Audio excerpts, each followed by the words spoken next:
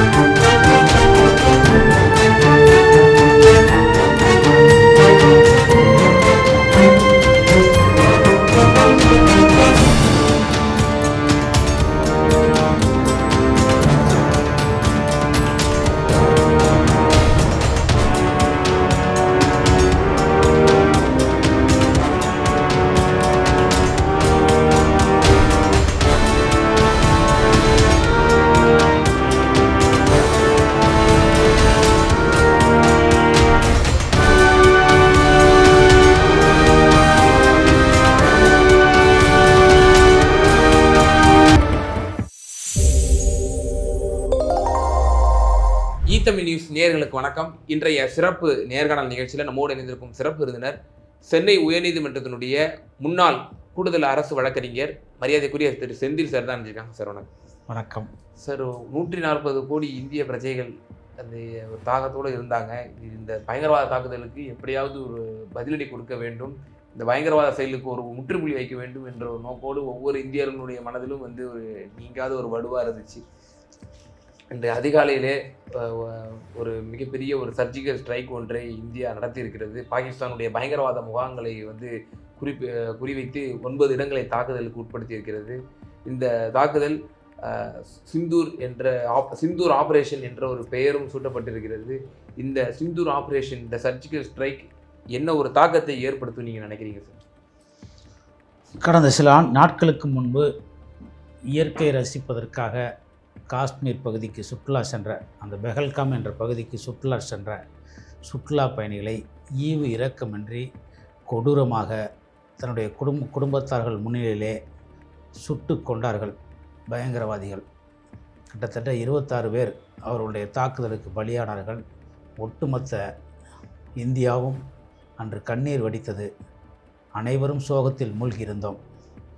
இந்திய இராணுவம் இந்த தாக்குதலுக்கு எப்போது பதில் தாக்குதல் நடத்தும் என்று எண்ணிக்கொண்டிருந்த வேளையிலே ஒரு மிக திட்டமிட்டு சரியான திட்டமிட்டலோடு இரவு ஒரு மிகப்பெரிய தாக்குதலை பாகிஸ்தான் ஆதரவுடன் செயல்படும் காஷ்மீர் ஆக்கிரமிப்பு பகுதியிலே செயல்படும் 10க்கும் மேற்பட்ட பயங்கரவாத முகாம்களை இந்தியாவினுடைய ஏவுகணைகள் பதம் பார்த்திருக்கிறது. ஒட்டுமொத்த இந்தியாவும் தன்னுடைய சோகத்திலிருந்து மீண்டு இந்த தெருக்களில் இன்றைக்கு சந்தோஷத்தோடு தலையிடமிருந்து நடக்கக்கூடிய ஒரு நிலையை இந்திய இராணுவம் நடவடிக்கை எடுத்திருக்கிறது. இந்த நடவடிக்கையை சிறந்தாழ்ந்து வணங்கி வரவேற்கிறோம். மேலும் இந்த தாக்குதல் தொடர்ந்து பாகிஸ்தானுடைய ஆதரவோடு செயல்படும் பயங்கரவாத அமைப்புகள், அது லக்சரி தொய்பாவாக இருக்கட்டும், இன்னும் சில அமைப்புகளாக இருக்கட்டும், தொடர்ந்து அப்பாவி இந்திய பொதுமக்கள் மீது தொடர்ந்து தாக்குதல் நடத்தி வருகிறது. குறிப்பாக எல்லை பகுதியில் இருக்கக்கூடிய அப்பாவி அவர்களுக்கு கடந்த சில நாட்களுக்கு முன்பு நடைபெற்ற பகல்காமில் மட்டுமே மதங்கரின் பெயரால் மனித மிருக தாக்குதலை நடத்தினார்கள். ஆனால் தொடர்ந்து சுதந்திரம் அடைந்ததிலிருந்து பல்வேறு காலகட்டங்களில் பல்வேறு நிலைகளில் அவர்கள் இஸ்லாம் என்றோ முஸ்லீம் என்றோ கிறிஸ்தவர் என்றெல்லாம் பார்ப்பதில்லை. அவர்களுக்கு இந்தியர்கள் மீது தாக்குதல் நடத்த வேண்டும் என்ற ஒற்றை நோக்கிலே தொடர்ந்து தாக்குதல் நடத்தி வருகிறார்கள்.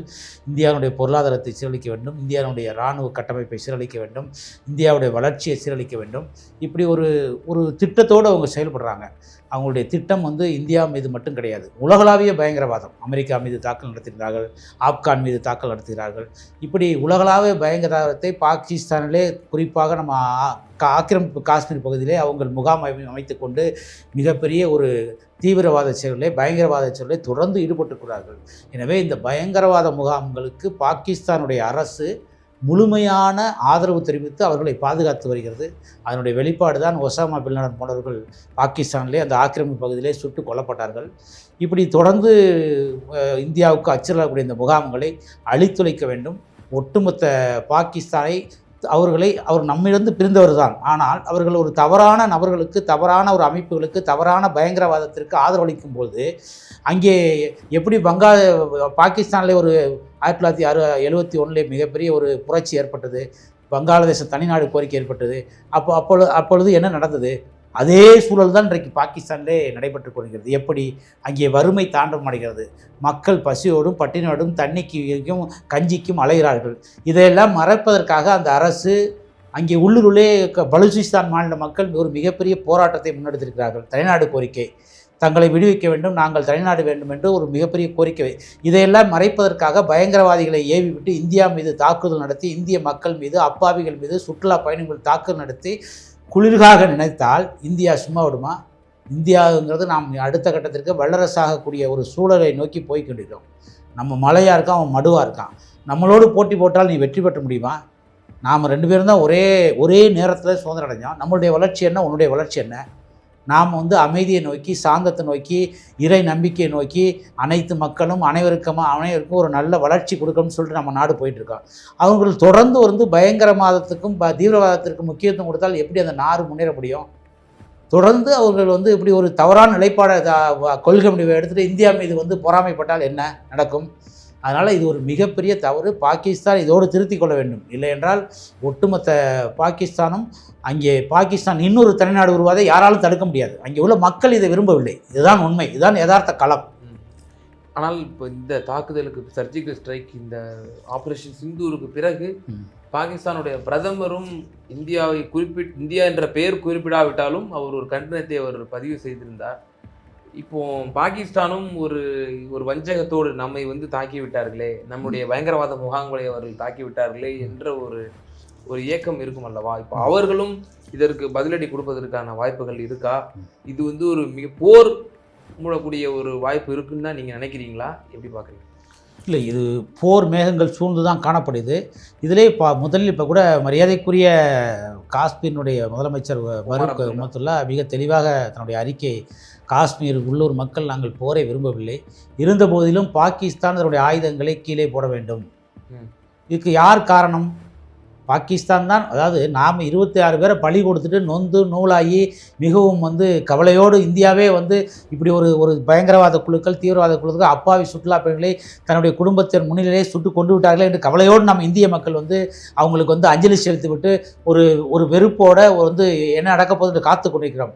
ஆனால் தொடர்ந்து இந்த 10 நாட்களாக தன்னுடைய இருப்பை காட்டிக்கொள்வதற்காக எல்லை நிலைகள் மீது, எல்லை ஓர வசிக்கின்ற அப்பாவி இந்திய குடிமக்கள் மீது தொடர்ந்து பாகிஸ்தான் தாக்குதல் நடத்திக்கிட்டு இருக்க. இதை எப்படி நம்ம அனுமதிக்க முடியும்? அவர்கள் தங்களை திருந்துவதாக தெரியவில்லையே, திருத்திக் கொள்வதாக தெரியவில்லையே. அப்போ போர் மேகங்கள் சூழ்கிறது. இதில் வந்து இதுவரைக்கும் நடந்த போர்களிலே 1971 போராக இருக்கட்டும், அதற்கு முன்னாடி நடந்த போராக இருக்கட்டும், 99 இருக்கட்டும், இப்படி பல்வேறு காலகட்டத்தில் வந்து பல நடவடிக்கைகள் நம்ம இராணுவம் தன்னை தற்காத்துக் கொள்வதற்கு எடுத்திருக்காங்க. எந்த நிலைகளிலும் எந்த சூழ்நிலையும் பாகிஸ்தான் வெற்றி பெற்றதாக வரலாறே கிடையாது. அதற்கான ஸ்ட்ரக்சர் அவங்கள்ட்ட கிடையாது. அதாவது நீங்கள் நல்ல விஷயத்துக்கு போனீங்கன்னா உங்களை வந்து ஆதரிக்கிறதுக்கு உலக நாடுகள் தயாராக இருக்கும். நீங்கள் பயங்கரவாத தீவிரவாத குழுக்களை ஊக்குவிக்கிறதுக்கு அவங்களுக்கு முகாமைத்து அவங்களுக்கு ஒட்டுமொத்த பண உதவி பண்ணுறது, ஆயுத பயிற்சி குழுக்கள் கொடுக்கறது, ஆயுதங்களை சப்ளை பண்ணுறது, இன்னொரு அண்டை நாட்டில் வந்து நம் குழப்பத்தை ஏற்படுத்துது, இங்கே வந்து பழிவாங்க துடிப்பது, இதெல்லாம் சாத்தியமா? இப்படி பண்ணால் வந்து நீங்கள் வந்து உலக நாடுகளில் வந்து நீங்கள் நட்புறவோட செயல்பட முடியுமா? இப்படி பாகிஸ்தான் தொடர்ந்து வந்து தீவிரவாத குழுக்களை வளர்த்து விட்டு, ஆனால் நாங்கள் எங்களுக்கும் அவர்களுக்கும் சம்மந்தமில்லைன்னு சொல்லிட்டு தொடர்ந்து பொய் பேசுகிறது. அதனால் இது வந்து வன்மையாக கண்டிக்கத்தக்கது. இதை வந்து இந்திய அரசு வந்து இதை வந்து கவனமாக தான் கையாளணும். இதுக்கு வந்து நம்ம பயந்துக்கிட்டோ பின்வாங்கிடலாம் முடியாது. அதனால் இது ஒரு முற்றுப்புள்ளி வைக்கணும். அதைத்தான் மக்கள் விரும்புகிறாங்க. பயங்கரவாதத்திற்கு முற்றுப்புள்ளி வைக்க வேண்டும் என்ற ஒரு வாதம் தான் எல்லோருடைய வாதமாகவும் இருந்து கொண்டிருக்கிறது. இப்போ இந்த தாக்குதலை அதாவது அண்டை நாடுகள் மற்றும் சர்வதேச நாடுகள் இதை எப்படி பார்க்கிறது? இந்தியாவினுடைய நடவடிக்கை இது சரி என்று தான் அவருடைய பார்வையாக இருக்கா? அதாவது ஆல்ரெடி இதை நம்ம உடனே இந்த தாக்குதலை நம்ம நடத்தவில்லை.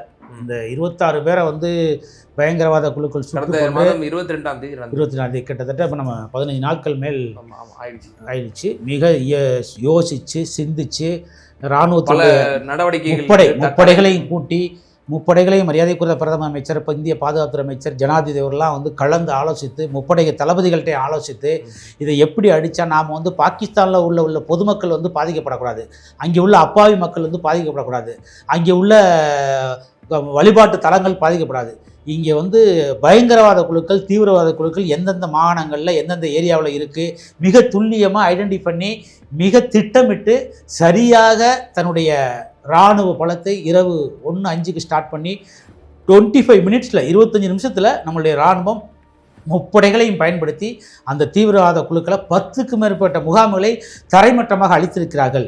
இது இராணுவத்துக்கு கிடைத்த மிகப்பெரிய வெற்றி அப்படின்னு தான் சொல்ல முடியும். அதனால் பாகிஸ்தானில் உள்ள மக்கள், அடிமட்ட மக்கள், அங்கே உள்ள அப்பாவி மக்கள், அங்கே உள்ள குடிமக்கள் யாரும் போரை விரும்பவில்லை. பாகிஸ்தானுடைய பிரதமரும் அங்கே உள்ள இராணுவமும் உள்நாட்டு பிரச்சனைகளை, அங்கே உள்ள வறுமை, அங்கே உள்ள பணவீக்கம், அங்கே உள்ள இயலாமையை வந்து வெளிக்காட்டிக் கொள்வதற்காக காட்டக்கொள்ளாமல் இப்படி இந்தியா மீதான தாக்குதலை வன்மமாக செய்கிறது. இதற்கு நம்ம பதிலடி கொடுத்தாங்க.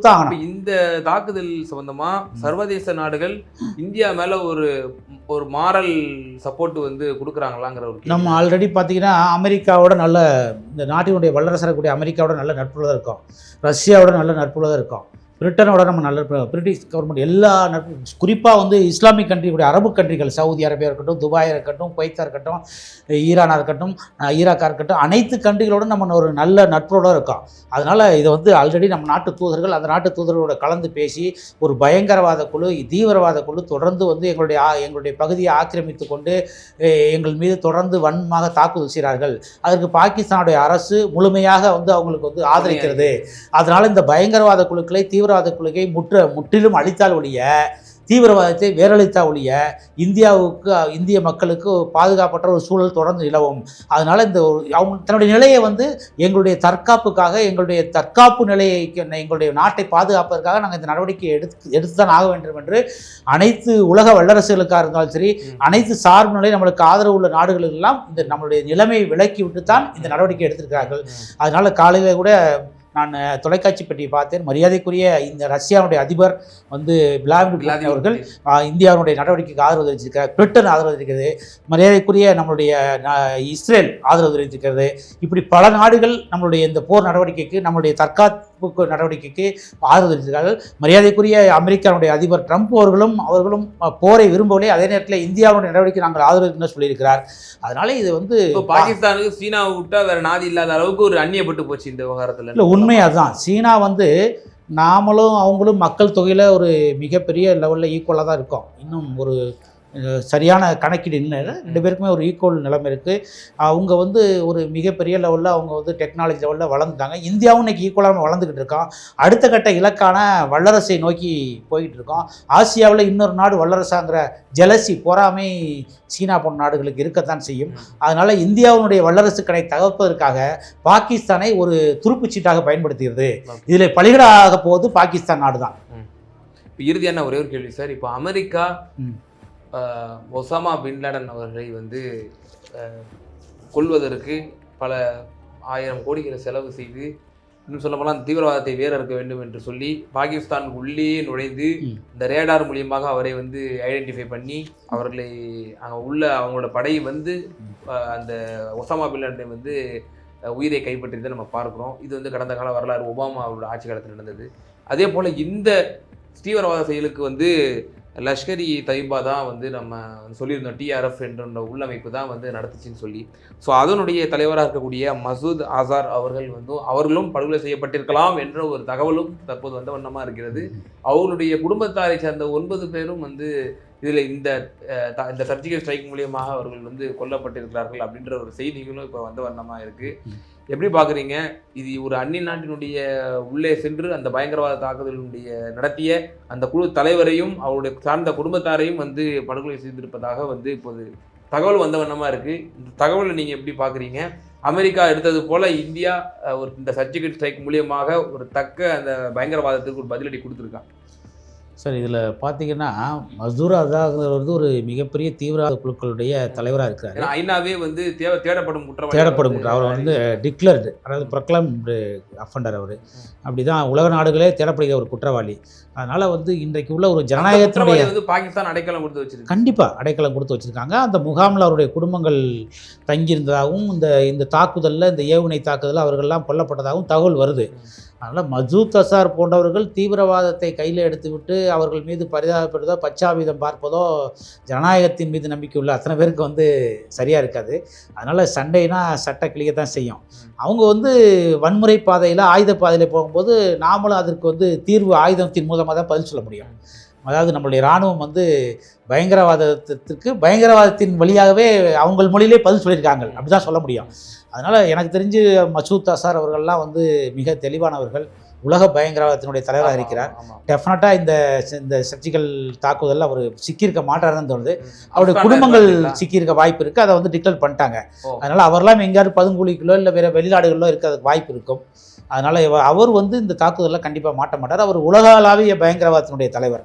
அதனால் வாய்ப்பு இருக்காது. அவர் வந்து கண்டிப்பாக எங்கேயாவது மறைமுகமாக பதுங்குழியில் பதுக்கத்தில். இப்போ அவருடைய குடும்பத்தாரெலாம் இப்போ பாதிக்கப்பட்டிருப்பாங்க. கண்டிப்பாக அவர்களும் படுகொலை செய்யப்பட்டிருப்பதாக இப்போ தற்போது தகவல்கள்லாம் வந்து நம்ம இருக்குது. அப்போ அந்த பயங்கரவாத தலைவராக இருக்கக்கூடிய மசூத் அசாருக்கு வந்து ஒரு வஞ்சகம் இருக்காதா? இந்தியா வந்து நம்மளை வந்து மீண்டும் அடிச்சிருச்சு அப்படின்னு சொல்லி மீண்டும் இது மாதிரியான பயங்கரவாத தாக்குதல் பாகிஸ்தான் அரசின் மூலியமாக இவரை வந்து பின்னில் இயக்கி மீண்டும் ஏதேனும் வந்து இந்தியாவுக்கு ஏதாவது ஒரு குடைச்சல் கொடுக்க இல்லை. இப்போ இந்திய மக்கள் என்ன விரும்புகிறாங்கன்னா, முற்றிலும் அது யாராக இருந்தாலும் சரி, பாகிஸ்தானில் உள்ள அப்பாவி மக்கள் தவிர, அங்கே உள்ள ஜனநாயகத்தின் மீது நம்பிக்கை கொண்ட மக்கள் தவிர, யாரெல்லாம் பயங்கரவாதத்திற்கு ஆதரவு தெரிவிக்கிறாங்களோ, யாரெல்லாம் தீவிரவாதத்துக்கு ஆதரவிக்கிறார் அவர்களெல்லாம் அடித்து ஒழிக்க வேண்டும். அவர்களெல்லாம் வந்து புல்புண்டு கூட அந்த மண்ணில் இருக்கக்கூடாது. அந்த காஷ்மீரை வந்து நம்ம பிடிச்சி நம்மளுடைய பகுதியோடு சேர்த்து அங்கே ஒரு அமைதி திரும்பணும். அந்த மக்களை வந்து ஒரு நிம்மதியாக வாழ வைக்கணும். தொடர்ந்து இந்த காஷ்மீர் பிரச்சனைக்கு முற்றுப்புள்ளி வைக்கணும் அப்படின்னு தான் விரும்புகிறோம். அதனால் இன்னும் மசூத் அசார் மாதிரி பயங்கரவாத தலைவருக்கும் லஷ்கர் இ தொய்புக்கும் நம்ம பயந்துக்கிட்டு இருந்தோம்னா வேலைக்கு ஆகாது. அதனால் இந்த நடவடிக்கை சரியானதாக மசூத் அசார் மாதிரி 1000 மசூத் அசாரை இந்திய கவர்மெண்ட் பார்க்கும். ஒரு சில வந்து சட்டத்திட்டங்களுக்கு உட்பட்டு ஐநாவுடைய கட்டுப்பாடுகளுக்கு உட்பட்டு இந்தியா நடக்கக்கூடிய சூழலில் நாம் ஒரு ஜனநாயக கண்ட்ரி. இங்கே அனைத்து மதங்களும் அனைத்து தரப்பு மக்களும் வாழக்கூடிய நாடு. அதனால் மசூத் அசார் போன்ற வந்து பயங்கரவாதத்திலாம் இந்தியா பயந்து கொண்டு வாழ முடியாது. அதனால் அவர் எந்த தாக்குதல் நடத்தாலும் அதற்கு எதிர்த்தாக்கல் நடத்துவதற்கு, அந்த குழுக்களை ஒழிப்பதற்கு, முற்றிலும் அழிப்பதற்கு நாம் தயாராக இருக்க வேண்டும். இதோடு இந்த சூழலோடு பயங்கரவாதங்களை முற்றிலும் அழித்து பாகிஸ்தான்லேயும் ஒரு அமைதியான ஒரு சூழல் நிறுவ வேண்டும். அங்கே உள்ள உள்நாட்டு மக்கள் தனிநாட்டு கோரிக்கையை வலியுறுத்துகிறார்கள். அவர்களுக்கும் ஒரு தீர்வு கிடைக்க வேண்டும் என்பதுதான் இந்தியா விரும்புகிறது. இதற்கு அமெரிக்கா போன்று, ரஷ்யா போன்று உலகளாவிய நாடுகள் நம்மளுக்கு ஆதரவு தெரிவித்திருக்கிறது. நிச்சயமாக சார், இந்த சர்ஜிக்கல் ஸ்ட்ரைக், சிந்தூர் ஆப்ரேஷன், இதன் மூலியமாக நம்ம ஒரு தக்க பதிலடி கொடுத்திருக்கிறோம் என்ற ஒரு கருத்தை கூறியிருக்கிறீர்கள். இதன் மூலியமாக பயங்கரவாதம் முற்றிலுமாக வேறறுக்கப்பட வேண்டும் என்ற ஒரு நம்முடைய இந்திய பிரஜைகளினுடைய அவங்களுடைய எண்ணத்தை தான் தற்போது நீங்கள் பிரதிபலித்திருக்கிறீர்கள். பார்ப்போம் இந்த மாதிரியான நடவடிக்கைகள் இந்தியா அடுத்த கட்டமாக மேற்கொள்ளப் போகிறது என்று. பயங்கரவாதத்தை முற்றிலுமாக இந்திய மண்ணிற்குள் முற்றிலுமாக நம்முடைய இந்த பாரத பிரதமர் திரு மோடி அவர்கள் வேறறுப்பாரா? அது அடுத்த கட்ட நடவடிக்கைகள் என்னென்ன இருக்குன்னு நம்ம பொறுத்திருந்து பார்ப்போம். ரொம்ப நன்றி உங்களுடைய நேரத்தை. இந்த நேரத்திலே நம்ம தமிழ் செய்தி வாயிலாக கடந்த 22ஆம் தேதி அப்பாவி சுற்றுலா பயணிகள் 26 பேர் இறந்திருக்கிறார்கள். அந்த 26 பேருக்கும் என்னுடைய ஆழ்ந்த இரங்கலை தெரிவித்துக் கொள்கிறேன். அவருடைய ஆன்மா சாந்தி அடையட்டும் என்று நேரத்திலே தெரிவித்துக் கொள்கிறேன். நன்றி, வணக்கம். நமது தமிழ் நியூஸ் சேனலில் உங்களது பொருட்களை வெறும் 500 ரூபாயில் விளம்பரம் செய்ய வேண்டுமா? தொடர்புக்கு 7806942275 தொடர்பு கொள்ளுங்கள்.